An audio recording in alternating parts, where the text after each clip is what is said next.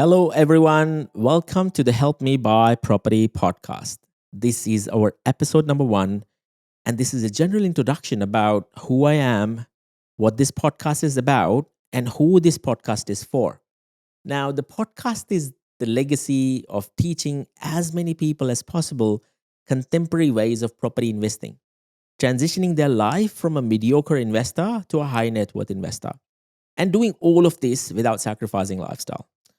For those who don't know me, let me introduce myself. I'm Moxin Reza. You can call me Moss, an everyday person, a father of 2 beautiful boys, a dedicated husband, and a serial investor. I'm also a data scientist turned entrepreneur, and I'm living a retired life. And so retirement for me is loving what you do. I run a property investment firm, and there is an ecosystem or a one-stop shop which is developed for property investors, which helps create sustainable property portfolios without sacrificing lifestyle. Now, I say this in all honesty that it is truly an ecosystem because we do everything from in-depth property strategies to buyer's agencies to full-scale developments, renovations, splitters, co-living spaces, rooming houses, tax agents, SMSF, and business structures advisory. So we have small teams placed all across Australia, and presently we have a largest direct-to-vendor network than any other buyer's agents out there. Now, a lot about us. Let's talk about the podcast itself. Now, a lot of my friends and family and clients have been asking me to be a bit more open and share my experiences more openly. So the podcast is a natural extension of me leaving a legacy behind for helping as many people transform their lives from being a mediocre investor to being a high net worth investor. And so this would be followed by my book, which will be coming very soon, I promise. And so there's a cheeky reveal of the title of the book, and the name of the book is called Homeless Millionaire. And it's a story about me. It's a story about things that you should not be doing in property investing. Now, everyone talks about what to do in property investing, where to buy, but no one really talks about how to navigate through some of the potholes. And so the book is a summary of all the fuck-ups that I've done and the things that you should avoid, and how have I turned my life around and how you can do it too. Back to the podcast again. So it's all about assisting people how to improve their lifestyle while they're building their property portfolio. It's about doing it safely and securely while taking calculated risks. It's also about sharing the fuck-ups, the experiences that we have all done in our life and how to avoid them. It's also about navigating the upwards and the downward trends of the markets and the crappy economic environment that we are in right now. You hear people talk about we are going into a recession, but let me tell you that this recession is an opportunity. This recession is a wealth shift from poor to the rich. It's times like these, whether you talk about COVID, pre-GFC, post-GFC, it's times like these where I personally have made my best money. We'll be talking about contemporary ways of property investing, like how to beat the bank at their own game, using trusts, how to manufacture equity, how to create strategies, how to pick suburbs, and how to know the suburbs where the prices are about to adjust. Understanding the risks of over-investing, under-investing. Also about property developments, how to transition into running a full-scale property portfolio or property business. How to do better tax planning, how to pick properties for property developments. So we are going to shed lights on successful and non-successful projects that I've been part of or that I've run for myself. And we'll be talking about things, again, not to do. We'll be sharing live deals that we are working on. We'll discuss about how we found them, how are we analyzing these deals, what are the fuck-ups that we expect from the deals, what are the things that the deals are getting us, and what are the benefits or the profits or the return on investment that we are making on these deals.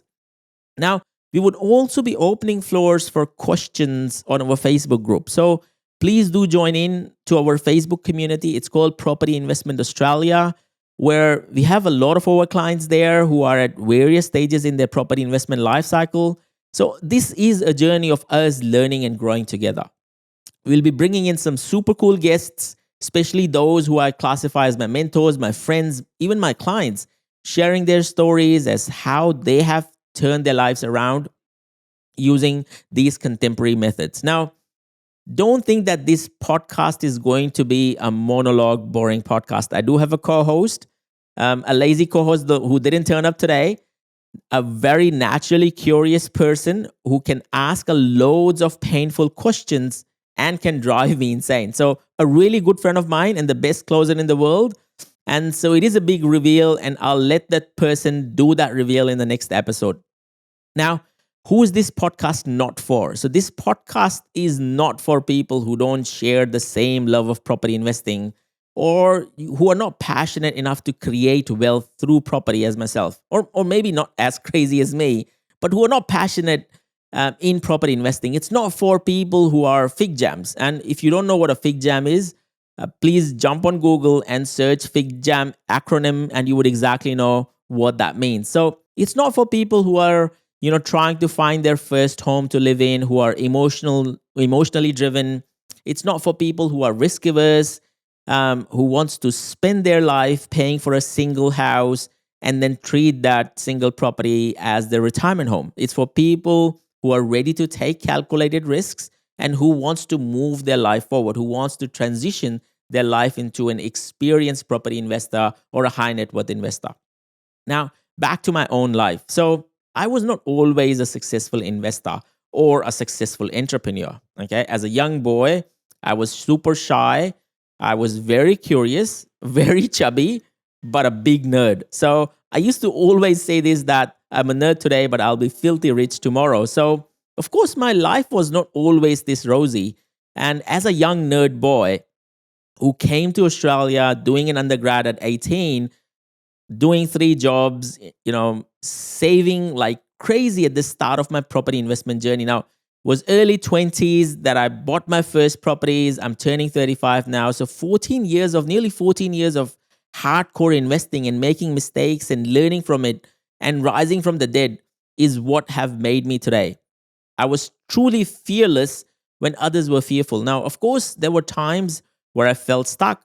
This repeating pattern of, working paycheck to paycheck, not being able to multiply your income, seeing the money slip away from your hands, and, while you're trying to clench to your portfolio. Of course, a lot of people have felt that stuck feeling. And I always knew that there would be a better way, or there must be a better way to do it.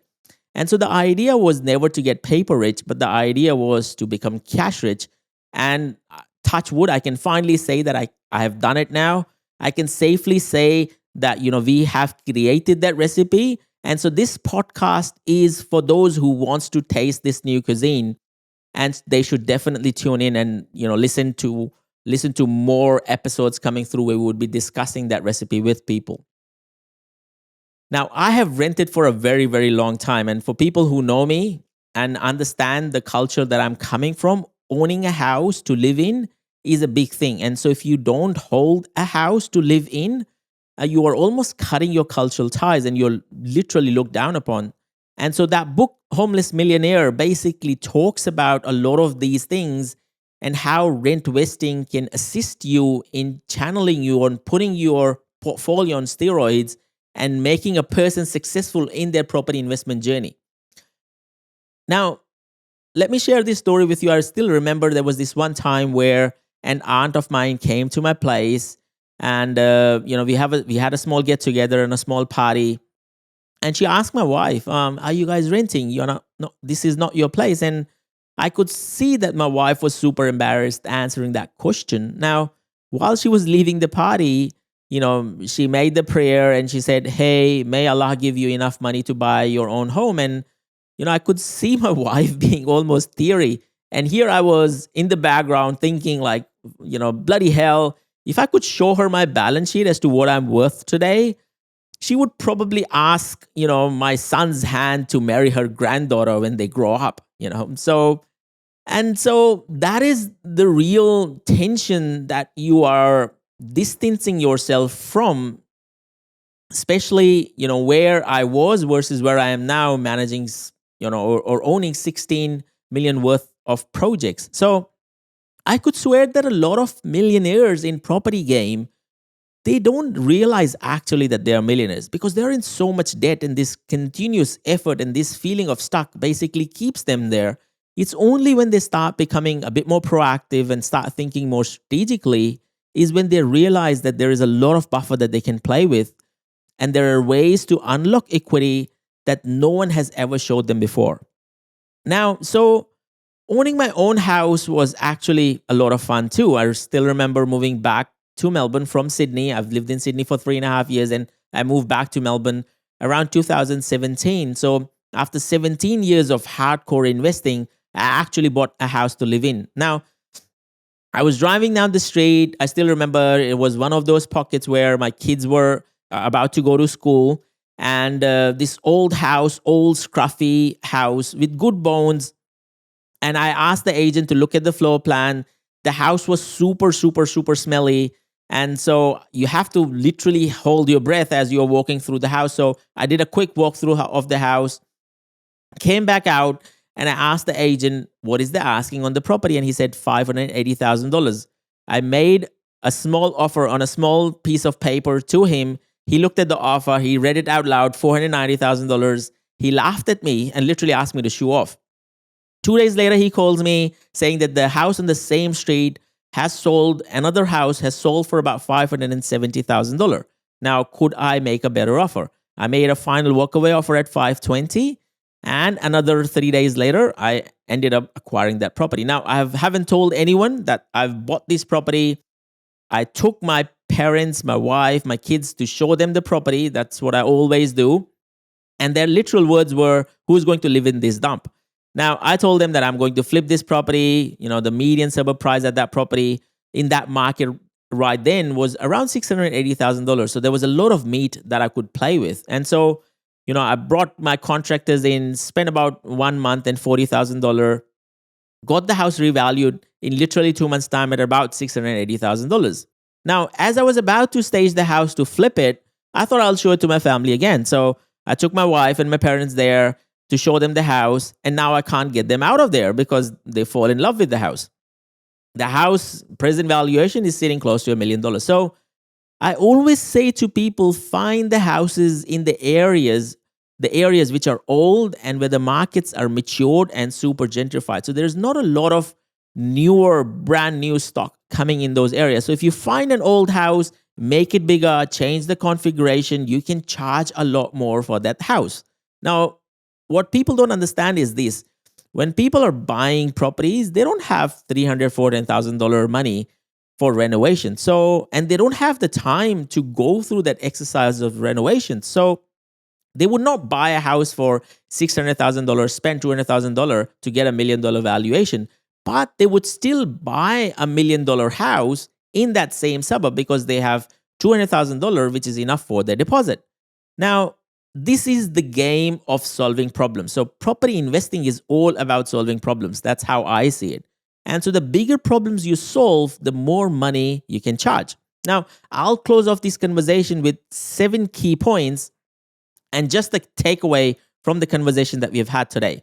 And these key points are in no way, shape, in a particular order, but these 7 key points are things that you should or should not do. Okay? So number 1, don't buy the best house in the best street in the best suburb. Buy the worst house in the best street in the best suburb. You would have heard about this thousands of times as to why you should do that. The important thing is this. You would buy this because on point number 2, you should use the equity or the money that you've made on, say, investing on the other side and manufacture your own equity in the process with that house that you are buying. Point number 3, don't be at the mercy of emotions when you're buying some of these properties. Even for a principal place of residence, don't be at the mercy of emotions. Use emotions to enjoy and not dominate your decision making. Number 4, always trust the numbers and data. Evidence-based investing is the key. If your numbers don't work, then this is not a good buy. Okay? It's always important to trust the numbers, trust the data, and focus on evidence-based investing. Number 5, do not ever overcapitalize the property purchase. So majority of the times people overcapitalize because they see themselves living there. especially when you're buying investment properties, or if you're buying even a principal place of residence, which is not a forever home, think about what the next person is going to pay for this and what are the key areas in the house that really need to be upgraded. You don't have to go all in and spend $400,000 on the house. You just need to put enough to get the right valuations and sell or flip that property at the right premium amount of money. Number 6, have multiple exit strategies with any property acquisition that you're going to do. Okay, so it's very, very important. Even with renovation jobs, it's important to have multiple exit strategies for every property. And last but not the least, please do not make lifestyle choices in a high market. So a high market is a market where the market is going up. It's a seller's market. Sellers are getting what they're asking for, or even most of the times they're getting more than what they're asking for. Don't make lifestyle choices in these markets. Lifestyle choices are for the markets where the market is low, the market is down. It's a lot of economic factors playing against you. Those are the times where you should be making lifestyle choices in all honesty, in all truth, because you can bargain, you can get a great deal, and you can create instant equity even from a principal place of residence. Now, lastly, in a market like today, especially where we are talking about interest rate rises coming through one after another, we are talking about December interest rate rise at 0.25%. I always counsel people to follow an offset strategy. Now, this is because people who are predominantly property investors, they feel what I call a poor property syndrome or feel poor syndrome. A feel poor syndrome is all about people reading about markets contracting through the media absorption, and they start thinking poor, but they're not in fact poor. They still hold a property that is still worth the same amount of money. It's just because people's willingness to pay at that particular time because of high interest rate rises has changed. And that change does not necessarily mean that the asset is devalued. It just means that the vendors are not ready to sell at that price. And so in some of these mature markets, what you would see is the vendors do not sell. And so there is a lot less stock in the market. And those people who are selling are the people who are super desperate. So it's not really you being poor, it's you feeling poor. And so offset strategy is a perfect strategy to play when the interest rates are rising. And we'll talk about offset strategy in our coming episodes. So please do tune in. Now, thank you for listening to me today. Peace out. I hope you have a wonderful day. Stay safe, keep smiling, be kind, and continue investing. Goodbye, adios, au revoir, khuda hafiz, and fi aman Allah. This is Moss checking out.